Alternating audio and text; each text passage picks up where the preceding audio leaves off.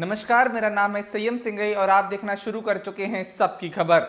देश में लोकसभा चुनाव समाप्त हो चुके हैं और बीजेपी ने अपने अलायंस पार्टी एनडीए के साथ मिलकर सरकार बना ली है। यहाँ प्रधानमंत्री नरेंद्र मोदी के मंत्रिमंडल में 71 मंत्री शामिल हैं, जिनमें सभी को उनका मंत्रालय सौंपा जा चुका है। लेकिन आज हम आपको ये बताएंगे कि जो मंत्रिमंडल बना है उनमें से कौन से मंत्री का क्या बैकग्राउंड रहा है, किस मंत्री में कितने केसेस दर्ज हुए हैं, किसके पास कितनी संपत्ति है। हमारे पास एडीआर यानी एसोसिएशन ऑफ डेमोक्रेटिक रिफॉर्म्स की प्रेस रिलीज है, जिसमें पूरी जानकारी है कि किस मंत्री का क्या बैकग्राउंड रहा है। आपको बता दें, जो 71 मंत्रिमंडल है उसमें 28 मिनिस्टर पे क्रिमिनल केसेस दर्ज हो चुके हैं और उन्हीं में से 19 में सीरियस क्रिमिनल केसेस दर्ज है। सीरियल क्रिमिनल केसेस के अंदर हत्या का मामला आता है। आपको बता दें, सीरियस क्रिमिनल केसेस के अंदर हत्या के मामले तक की एफआईआर दर्ज की जाती है। वहीं 71 में से 70 मिनिस्टर करोड़पति हैं। जी हां, एक मिनिस्टर को छोड़ के 70 मिनिस्टर के पास करोड़ों की संपत्ति भी है और अगर हिसाब लगाया जाए तो करीब करीब 107 करोड़ की एवरेज इनकम बैठती है। तो चलिए सबसे पहले जानते हैं उन मिनिस्टर्स के बारे में जिनके ऊपर अटेम्प्ट टू मर्डर का केस दर्ज हुआ है। 71 में से ऐसे 2 मिनिस्टर हैं जिनके ऊपर अटेम्प्ट टू मर्डर का केस दर्ज हुआ है, जिसमें से पहले हैं शांतनु ठाकुर। ये वेस्ट बंगाल के हैं और एक बीजेपी नेता हैं। इनके ऊपर अटेम्प्ट टू मर्डर के साथ साथ 23 और भी केसेस दर्ज हो चुके हैं। और इनके बाद दूसरे नंबर पे हैं सुकांता माजुमदार। ये भी वेस्ट बंगाल के हैं और ये भी बीजेपी नेता हैं।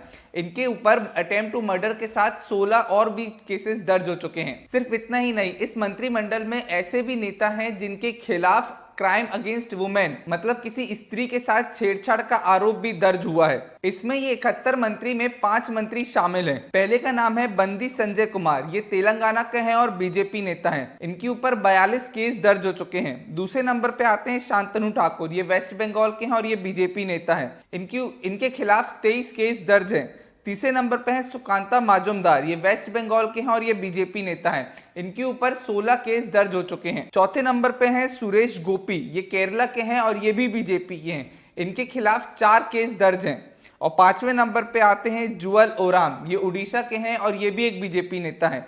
इन पे 3 केस दर्ज हो चुके हैं। अब इसके बाद हम बात करते हैं उन नेताओं की जिनके खिलाफ हेट स्पीच यानी अपनी भाषण में किसी जाति के खिलाफ या हिंसा को भड़काने का आरोप लगा है। ऐसे में 71 में से 8 नेता हैं जिनके ऊपर इस चीज के खिलाफ भी केस दर्ज हो चुके हैं। इसमें पहले पे आते हैं बंडी संजय कुमार, दूसरे नंबर पे आते हैं शांतनु कुमार, तीसरे नंबर पे आते हैं सुकांता माजुमदार, चौथे नंबर पे आते हैं शोभा करंदलजे, 5वें नंबर पे है धर्मेंद्र प्रधान, 6वें नंबर पे है गिरिराज सिंह, 7वें नंबर पे है नित्यानंद राय और 8वें नंबर पे आते हैं अमित शाह। जी हाँ, जिनको गृह मंत्रालय सौंपा गया है अमित शाह, इनके खिलाफ भी भड़काऊ भाषण देने के ऊपर केस दर्ज हो चुका है। और आपको बता दें, ये 8 के 8 नेता बीजेपी के हैं। मैं आपको ये इसलिए बता रहा हूं क्योंकि एनडीए में बीजेपी के अलावा और भी अदर पार्टी हैं, लेकिन ये सारे केस सिर्फ बीजेपी नेताओं के खिलाफ ही दर्ज हुए हैं। और जैसा कि मैंने आपको पहले बताया था कि 71 में से 70 ऐसे नेता हैं जो करोड़पति हैं, जिनके पास करोड़ों की संपत्ति है। तो उनमें से सबसे ज्यादा से 6 मंत्री हैं जिनके पास करोड़ों की संपत्ति है। इसमें सबसे पहला नाम आता है डॉक्टर चंद्रशेखर पेमासानी का। ये आंध्र प्रदेश के टीडीपी के नेता हैं और इनके पास करीब करीब 5000 करोड़ की संपत्ति है। और दूसरे नंबर पे आते हैं मध्य प्रदेश के ज्योतिराज सिंधिया। ये भी एक बीजेपी नेता है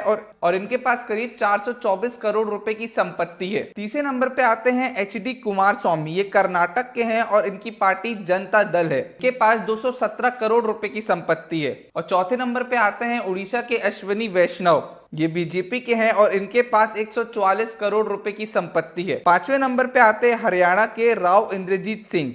ये भी बीजेपी के हैं और इनके पास 121 करोड़ रुपए की संपत्ति है। और 6वें नंबर पे आते हैं महाराष्ट्र के पीयूष गोयल। ये भी बीजेपी नेता हैं और इनके पास करीब करीब 110 करोड़ रुपए की संपत्ति है। तो इस पूरी लिस्ट से आप ये अंदाजा लगा सकते हैं कि जो प्रधानमंत्री नरेंद्र मोदी का मंत्रिमंडल है वो कितना अमीर है और उनके खिलाफ कितने कितने केसेस दर्ज हो चुके हैं। मैंने जो भी आपको बताया ये वो नाम थे जो इन सब में सबसे टॉप पे आते हैं। इसके अलावा और भी कई नेता हैं जिनके ऊपर केस दर्ज है और जिनके पास करोड़ों की संपत्ति है। आपको हमारा कार्यक्रम पसंद आया हो तो वीडियो को लाइक करें, कमेंट करें, शेयर करें और ज्यादा से ज्यादा सब्सक्राइब करें।